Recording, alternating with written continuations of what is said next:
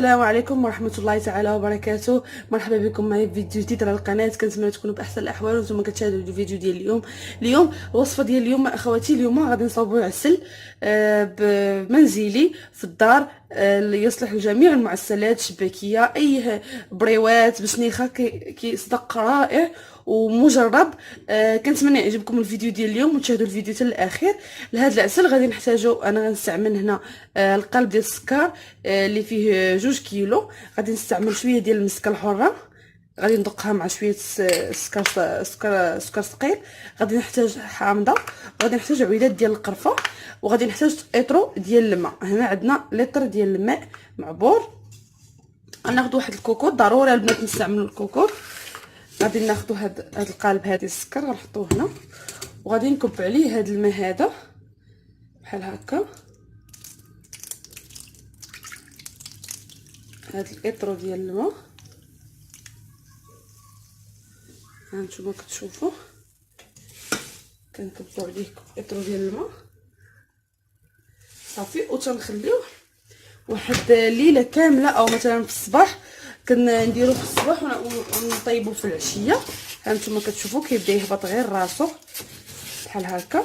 الا كنتي مزروبه كتبقاي تهبطي فيه بحال هكايا، او كتخليه حتى كيذوب راسو، يعني بشويه بشويه حتى كيذوب. انا هنا غادي نخليه، انا دابا درتو في الصباح، غادي نطيبو في الليل، غادي نخليه حتى يذوب تماما. من بعد غادي نعاود نرجع لكم البنات. من بين النصائح اللي غادي نقدم لكم في هذا العسل او هي الكوكوط كل وحده والنوعيه ديال الكوكوط اللي عندها. كاين اللي عندها اينوكس، كاين اللي عندها ديال الالومنيوم. ديال الاينوكس كتكون كطيب بسرعه على ديال الالومنيوم، يعني المده ديال الطياب كل وحده على حسب الكوكوط اللي استعملات. مثلا انا عندي هنا كوكوط ديال الاينوكس، ملي غادي تصفر الكوكوط غادي نحسب تقريبا غير 30 دقيقه وغادي نحل عليه. يعني حيت لا خليته توصلت مثلا 40 دقيقه يقدر يعني يتحجر ليا ولا يعني يتحرق، وما غاديش ينجح ليا العسل ديالي. لذا نصيحه البنات، كل وحده حلي الكوكوط قبل، يعني ما تخليش توصل مثلا 40 دقيقه. في 30 دقيقه حلي الكوكوط، قلبي من هنا من الحامض غادي يبان لك. هانتوما غتشوفوا معايا الطريقه، غادي نوريكم غير هاد الملحوظه هادي باش البنات كل وحده وتعرف. يعني ماشي الا قلت لك انا 40 دقيقه تخليتها 40 دقيقه، على حسب النوعيه ديال الكوكوط ديالك. كاين الكوكوط ديالك طياب يعني كطيب بالزربه، وكاين الكوكوط ديالها يعني كتعطل ما كتصفرش دغيا، او كتكون ما الجلده ديالها ماشي ما مزيراش مزيان. كيبقى كل وحده والعبار والكوكوط ديالها. يعني انا مثلا يعني ديال الاينوكس غادي نحل قبل، يعني بالزربه، يعني بالزربه كطيب هاد الكوكوط هادي. وحاجه اخرى البنات، العسل ديال الدار كيجي حسن بزاف في كاع انواع الشباكيه، البريوات بشنيخه اي حاجه كيجي زوين وحسن من العسل عفوا ديال البيع. ما كيجيش زوين وما كيلصقش على الشباكيه. وهانتوما كتشوفوا كيفاش كيبدا يطيح، ما كيلصقش على الشباكيه وما كيلصقش على البريوات، ما كيجيش زوين. نصيحه البنات استعملوا العسل ديال الدار. وعاوتاني العسل اللي كيكون بالقالب كيجي احسن من العسل اللي فيه السنيده. هنا اخواتي هانتوما كتشوفوا من بعد ما كيذوب داك القالب ديال السكر بحال هكا، كنتاكدوا انه ذاب صافي. غادي دابا نرمي هذا الحامض هذا بحال هكا. غادي ندير هذا الحامض ونقطع هاد العسل البنات. انا غادي نستعملو في البريوات ديال الكاوكاو. غادي تشوفوا معايا كيفاش كيجي بحال هكا.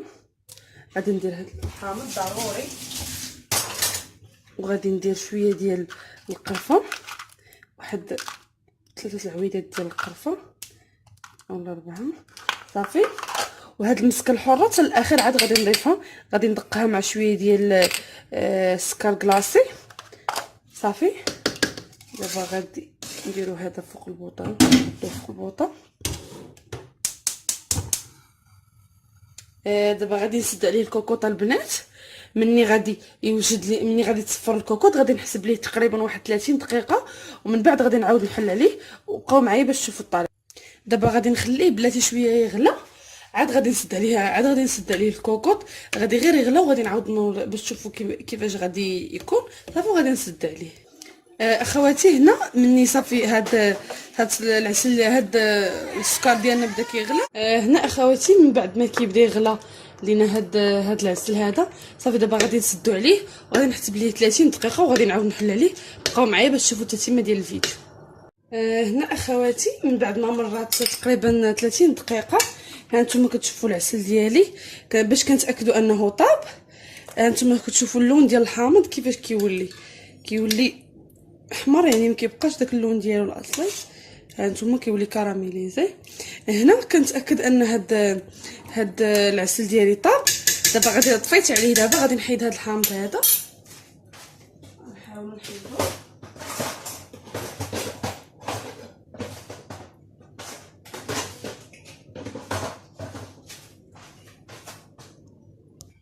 غادي ناخذ هاد الصفايه بحال هكا وغادي نهز هاد الحامض هذا وهاد القرفه، غادي نحيدهم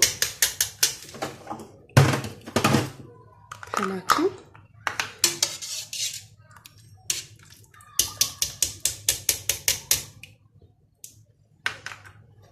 نتوما كتشوفوا تاكدوا ما نخليو حتى شي حاجه، نهزو كلشي. هاد العويدات ديال الحامض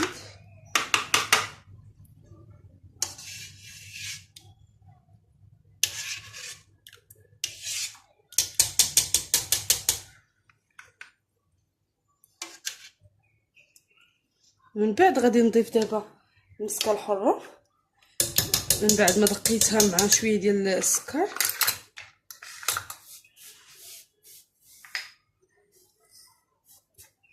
بحال هكا هانتوما كتشوفوا كنضيف هاد المسكه الحره وكنحرك باش تمتزج مع هاد. كنشعل البوطه شويه باش تذوب صافي، كنحركو مزيان. من بعد غادي نخليه حتى يبرد باش تشوفوا الشكل ديالو. من بعد ما غادي يبرد كيفاش غيولي. كنحرك مزيان. بقى صافي اخواتي. انا دابا كملت هاد العسل ديالي، غادي نخليه حتى يبرد وغادي نشوف القوام ديالو. الا جاني هو هذاك صافي ما غاديش نزيد نطيبو. الا جاني مازال خفيف غادي نردو يطيب شويه. بقاو معايا باش تشوفوا كيفاش غادي يولي من بعد ما غيبرد. هنا اخواتي من بعد ما كيبرد ليا داك العسل اللي صاوبت قبيله، ها نتوما كتشوفوا اللون ديالو كيفاش كيجي رائع. نتوما كتشوفوا هنا انا تعمدت انني نديرو شويه قاصح باش ملي نديرو في البريوات كيلصق على البريوات. ضروري البنات ما ديروش العسل يكون خفيف، حيت الا درتوه خفيف ما غاديش يلصق لكم على البريوات ولا على الشباكيه. عادي ما تخافوش منه، راه ملي غادي دي البريوه كتكون سخونه، يعني كتغطس وسط داك العسل، كتشرب داك العسل مزيان بحال هكا. نتوما كتشوفوا القوام ديالو كيفاش كيجي رائع. اللي بغات البنات تنسمو باش الاكل زعما دير فيه الزعتر ولا اي اعشاب منسمه بغات، كيبقى لكم نتوما الاختيار. ها نتوما كتشوفوا الشكل ديالو كيفاش كيجي وحتى اللون ديالو. ها نتوما كتشوفوا هنا من بعد ما برد. ها نتوما كتشوفوا انا بغيتو بحال هكا الشكل ديالو على حساب البريوات اللي باغا نصاوب. كيجي بحال هكايا قاصح، يعني ما يبيع واخا يبان لكم بحال هكا تقولوا لا راه قاصح، راه هذا هو القوام ديالو باش كيلصق لكم على الحاجه. اي معسلات درتو كيجي لاصق عليهم، ماشي كدوز مثلا 2 سيمانات ولا 3 صافي داك الشباكيه كتنشف ولا دوك البريوات كينشفوا. لا ملي كيكون العسل ثقيل كيلصق على المعسلات ديالنا. هانتوما كتشوفوا جربوا هاد الطريقه هذه راه ناجحه 100%. هنا راه باقي ما بردش مزيان تماما، ولكن ملي غيزيد يبرد غيزيد يقصح، يعني غتولي القوام ديالو هو هذاك. هانتوما كتشوفوا بحال هكا. كنتمنى يعجبكم الفيديو ديال اليوم، كنتمنى تجربوا الوصفه ديال اليوم وتبارطاجيوها مع الاهل والاصدقاء ديالكم. اللي جربت الوصفه تكتب لي في التعاليق. نتلاقاو ان شاء الله في فيديو جديد.